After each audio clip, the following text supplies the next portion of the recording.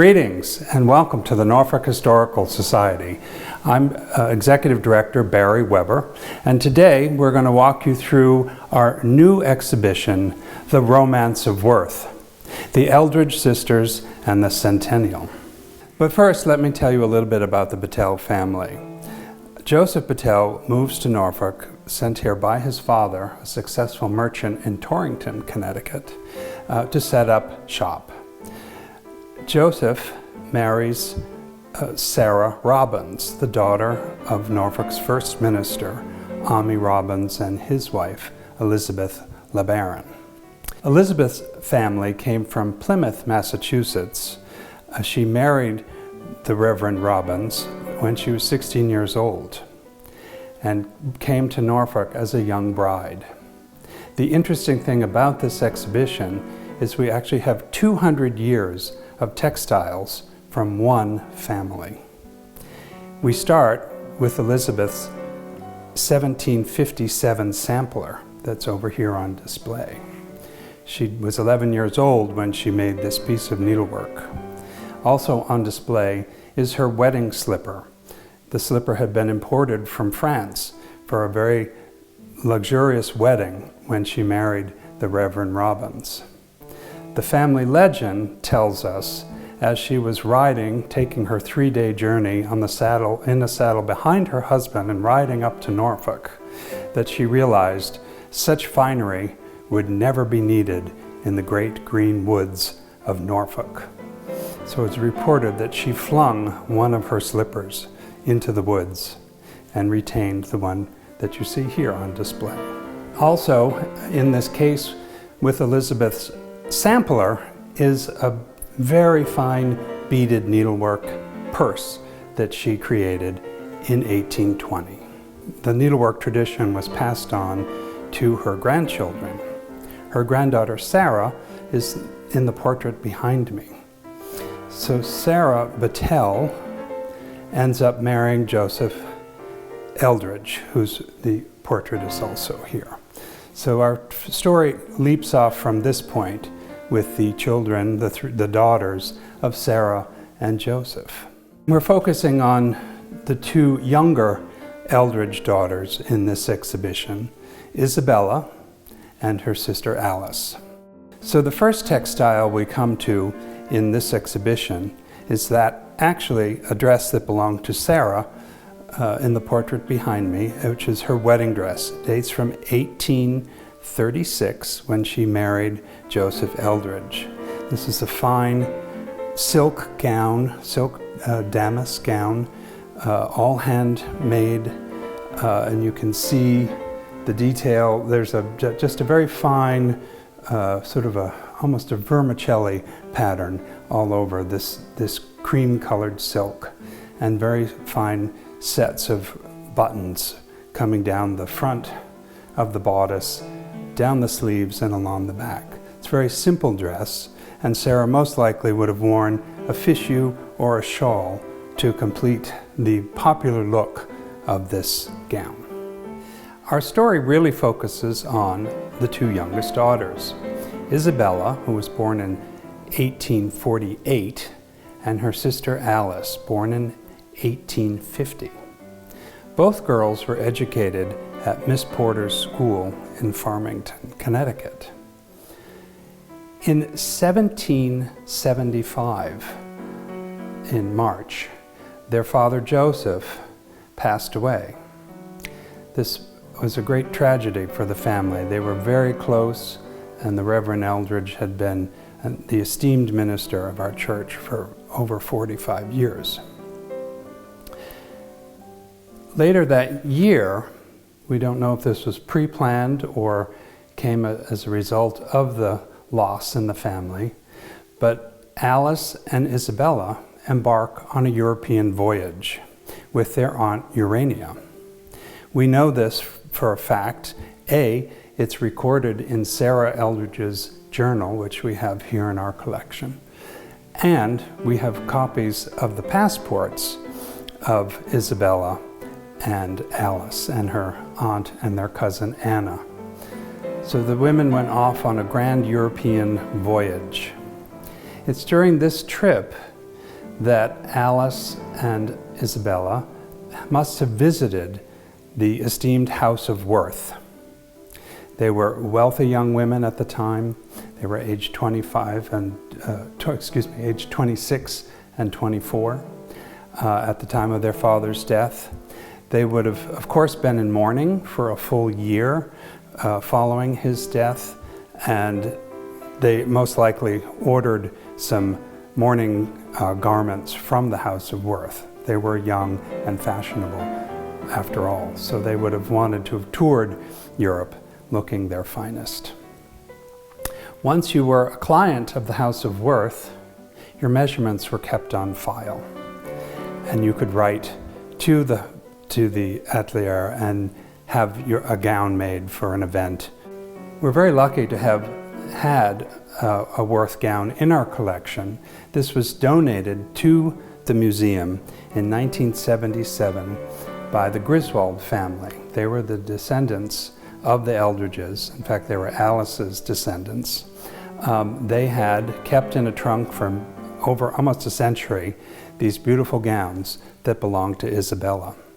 Isabella was the founder of our Norfolk library, which she built in 1888 and opened the library to great fanfare in 1889.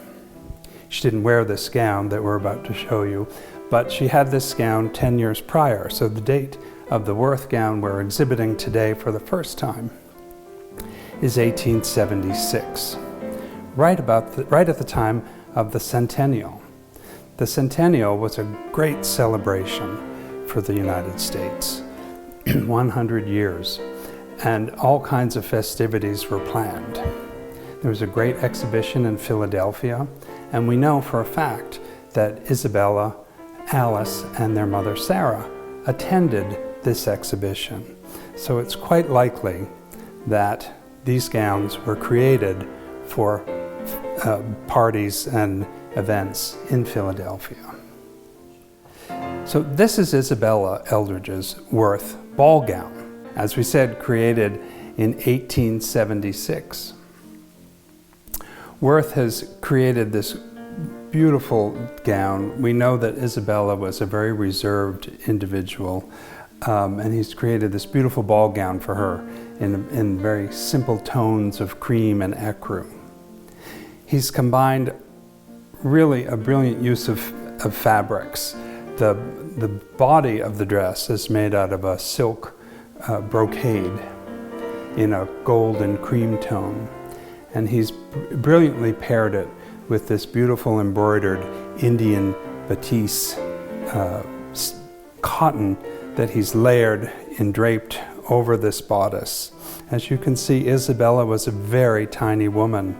Her passport states that she was 4 foot 10 3/4 inches tall. And I can tell you she has about a 23-inch waist here on this gown. He's also added beautiful needle lace in flounces and layers. And then the piece de resistance for this gown is the beautiful multi layers of pearls that have been stitched into place to frame the angelic face of Isabella. Alice's Worth gown, on the other hand, is quite a different story. This beautiful azalea pink file is the main fabric for this beautiful dinner dress. A dinner dress differs a little bit from the ball gown we saw earlier, and that would have a much longer train. So this dress was meant really for being in a parlor or salon and perhaps seated at the table. You weren't dancing in this gown. Alice's dress didn't have the same loving care for the past 45 years that Isabella's did. As I mentioned, the family had donated Isabella's gowns to the museum in 1977. This gown was retained by the family and unfortunately was stored in a trunk in an area where there was a pipe burst and water damage occurred. When the family was clearing out the homestead in 2020, They opened up this trunk and found the gown inside in rather bad shape. There was rampant mold and mildew. Some of the fabrics had deteriorated, and it really looked to be quite unsavable. Fortunately, though I persuaded them that I could perhaps rescue this gown, and the gown was given to the museum. And the last several years we've been working on restoring this garment. As I said, it had severe mold and mildew damage to the gown. Some of the conservation that's taken place, we've recreated some of the front of the skirt using original materials, or original like materials. So a silk black netting was found and resourced, as well as a silk crepeline.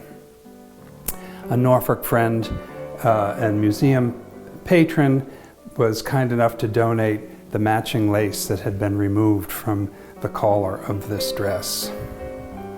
The dress is quite striking in its sparkle. I'm hoping you can see that in this video. If I jump on the floor a little bit, you might see it move. The beadwork on here is a series of little glass beads lined in silver, and what you're really seeing sparkle are sequins that are made out of abalone shell.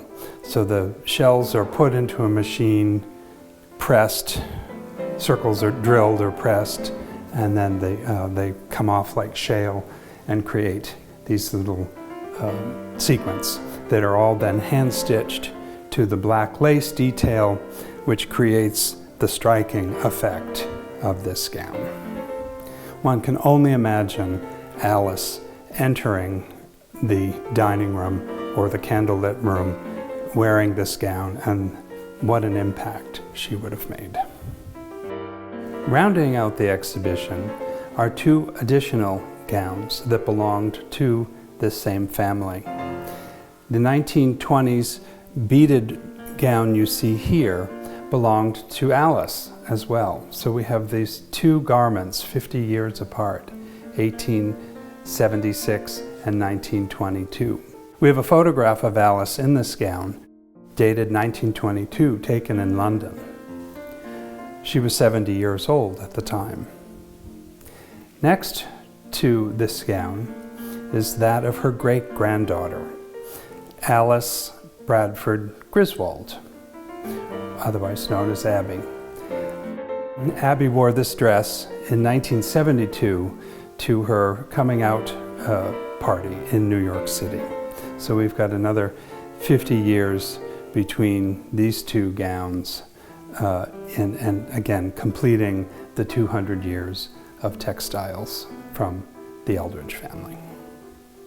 And for additional information on the Battelle family, our book is available on our website, norfolkhistoricalsociety.org, in the Magnificent Battelles, an Architectural Legacy. Well, thanks for joining us today on our little video presentation of the Romance of Worth, the Eldridge sisters and the Centennial.